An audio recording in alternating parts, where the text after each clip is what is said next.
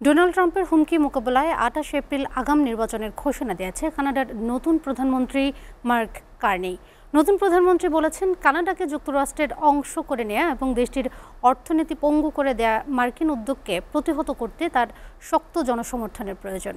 এ কারণে মূলত তিনি এই নির্বাচনের ডাক দিয়েছেন। কানাডিয়ানদের এই উদ্যোগে সাড়া দেওয়ার আহ্বান জানান তিনি। সুবর্ণা রহমানের টেক্সট প্রতিবেদন।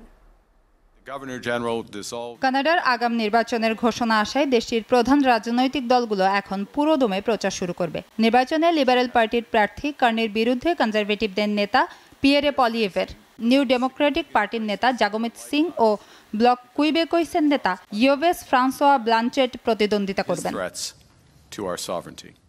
মার্ক কার্নি জাস্টিন ট্রুডোর স্থলাভিষিক্ত হন এমন এক সময়ে যখন যুক্তরাষ্ট্রের সঙ্গে কানাডার সম্পর্ক উত্তেজনাপূর্ণ অবস্থায়।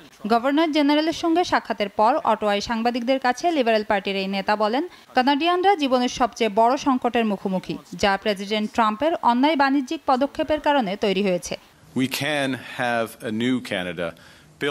আমি কানাডার জনগণের কাছে শক্তিশালী ও ইতিবাচক সমর্থন চাই, যেন আমরা ডোনাল্ড ট্রাম্পের সঙ্গে কার্যকরভাবে মোকাবেলা করতে পারি এবং এমন একটি নতুন কানাডিয়ান অর্থনীতি গড়ে তুলতে পারি যা সবার জন্য কাজ করবে।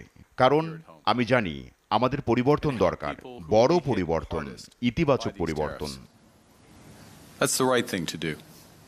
আগামী ২০ অক্টোবরের মধ্যে নির্বাচন অনুষ্ঠিত হওয়ার কথা থাকলেও বিশেষজ্ঞদের মতে আগাম ভোটের মাধ্যমে কার্নি তার লিবারেল পার্টির অবস্থান পাকাপোক্ত করতে চাইছেন। জানুয়ারি মাসে ট্রুডোর পদত্যাগের ঘোষণা এবং ট্রাম্পের হুমকির পর থেকে লিবারেলদের প্রতি জনসমর্থন বেড়েছে। মার্কিন প্রেসিডেন্টের শুল্ক আরোপ এবং কানাডাকে যুক্তরাষ্ট্রের অংশ হিসেবে অন্তর্ভুক্ত করার দাবি জনগণের মধ্যে ক্ষোভ ও আশঙ্কা তৈরি করেছে। তবে কানাডার সরকার যেভাবে কঠোর ও ঐক্যবদ্ধভাবে ওয়াশিংটনের উপর প্রতিক্রিয়া দেখিয়েছে, এতে সমর্থন জানিয়েছে অনেক কানাডিয়ান।